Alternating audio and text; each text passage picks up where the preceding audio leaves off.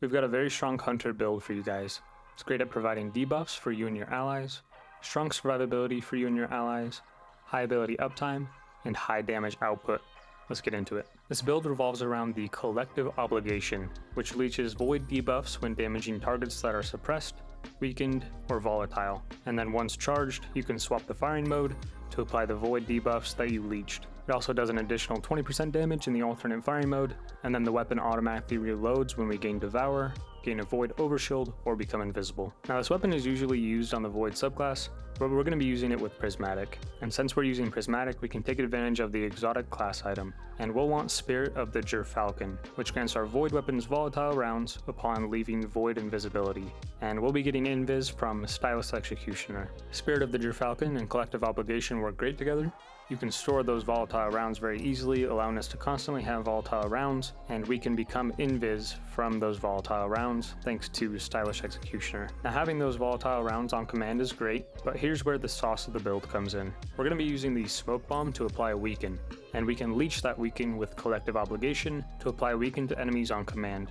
And if 15% increased damage and decreasing enemies' movement speed wasn't enough, we can now get Devour from rapidly defeating weakened enemies thanks to Power from Pain. From my experience using Power from Pain, this is the easiest way to utilize this perk. Not to mention applying weaken to enemies benefits your teammates, allowing them to do more damage, and you could also give them Devour if they're also using Power from Pain. So since we'll have Devour frequently, we'll have constant health regen and high grenade uptime, which brings us to my recommendation for your second perk on your exotic class item, Spirit of Renewal, which will grant us and our allies frost armor when we stand in our dusk field, and enemies inside the dusk field will have their damage reduced by 50%. Giving our allies damage resist and applying debuffs to everything makes this a great team player build. Now this build doesn't need Spirit of Renewal for it to be good. You can use Spirit of Foe Tracer if you want more damage, Spirit of Inmost Light for higher ability uptime, or Assassin's Cowl to easily go invis with finishers. As long as you have Spirit of the Gerfalcon, this build's gonna cook. Some of the background gameplay is with Spirit of Foe Tracer, and some of it is with Spirit of Renewal. Now moving on to subclass configuration, for our second aspect, alongside Stylish Executioner,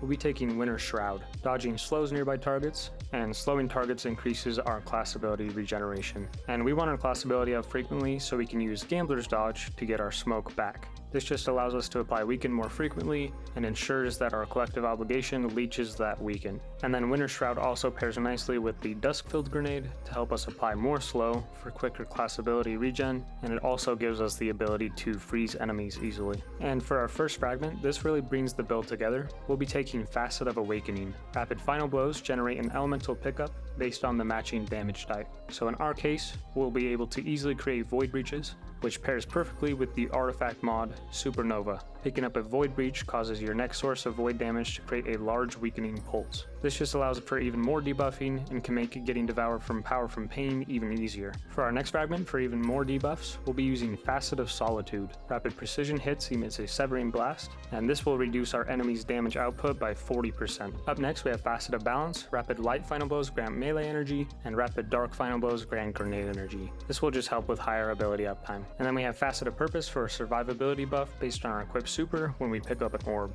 If you're using Spirit of Renewal, I recommend something other than Stasis so you can have multiple survivability buffs. I like using Tether for a Void Overshield, and it's also another way to apply Void debuffs. It's the only way we're able to leech Suppress, so keep that in mind. And for our last fragment, Facet of Protection for 15% damage resist. Now for your other weapons alongside Collective Obligation, I highly recommend Lost Signal in the primary slot. Pairing this with Concussive Reload allows us to easily apply Weaken to champions, bosses, and enemies when we break their shield. Lost Signal is also very nice for charging up our Darkness Transcendence. Now if you don't have Lost Signal, Liturgy, the Stasis Grenade Launcher from Onslaught, is another good option, or feel free to use whatever you'd like. For your heavy, pretty much anything Void will be great, especially grenade launchers. Now moving on to artifact mods, we of course want Power from Pain, Supernova, and Concussive Reload, and then alongside those we'll be taking Armor of Aramis to freeze enemies when we become critically wounded, while we have Frost Armor, Total Carnage for damage resist after using our finisher, and then Debilitating Wave to release an elemental wave matching our equipped super when we use a finisher.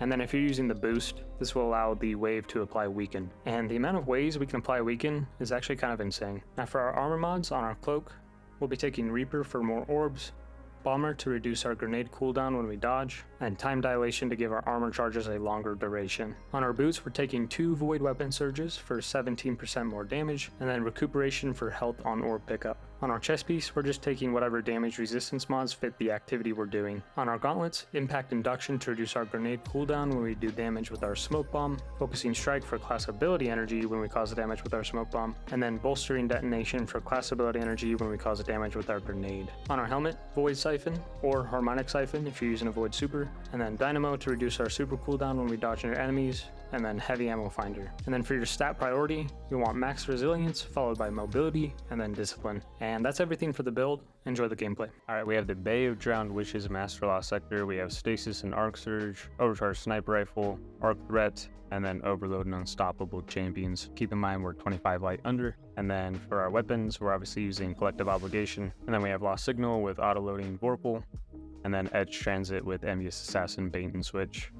And then I'm using Spirit of Renewal.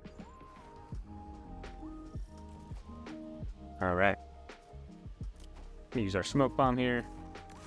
See if we can get Devour going. Be nice. Looks like we got it. I'm gonna use my Dusk Build for Frost Armor. Take care of these Screeb. Gonna keep chipping away. Next time we stun them, we'll use some heavy and stuff. That bait and switch going.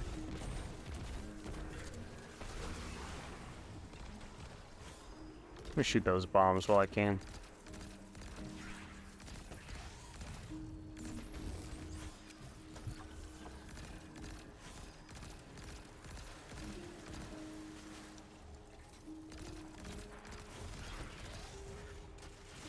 We need some more heavy.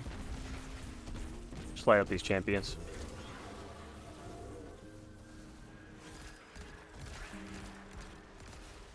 Alright, we're gonna apply Weaken and Volatile to this guy.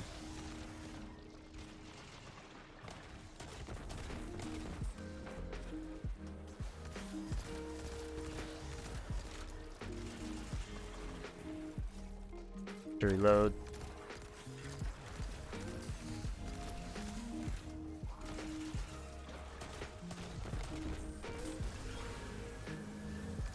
Alright, so far so good. Just unstoppable champions and Screeb so far. Nothing crazy. Use our tether here. Get it back pretty quick.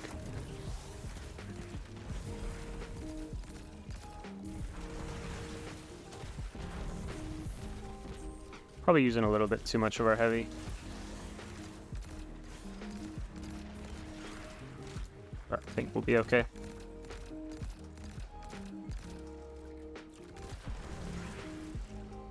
Probably shouldn't have leeched right there, since they were already like tethered and everything, but it's all good. Taking care of these Screebs.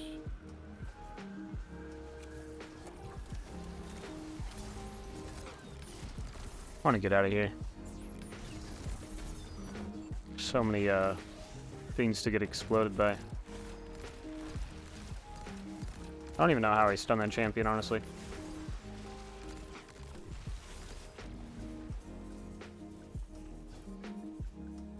Where's it going?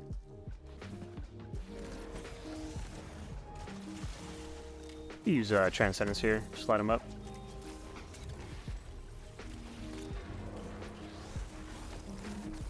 Got our super back. Yeah, you can use your super pretty frequently. Don't be afraid to use it. Got some heavy, which is always nice. Take care of those bombs. We'll use our super here. Leech some suppress. We've got a guy close to us, yeah.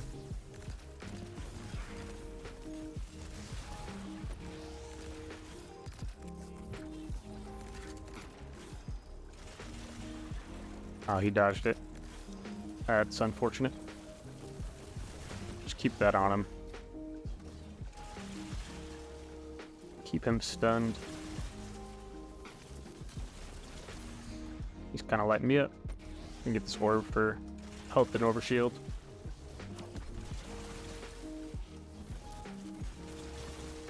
Alright, we're going to light him up with some heavy. There we go. Be careful.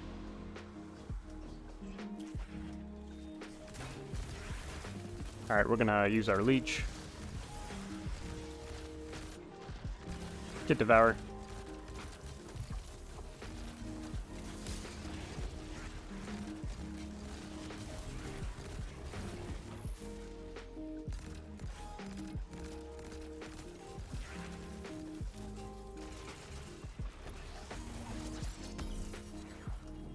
You also get Transcendence pretty quick with this build as well.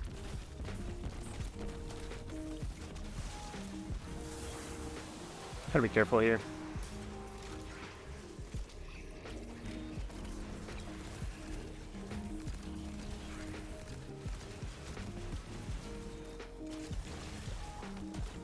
Use our Tether.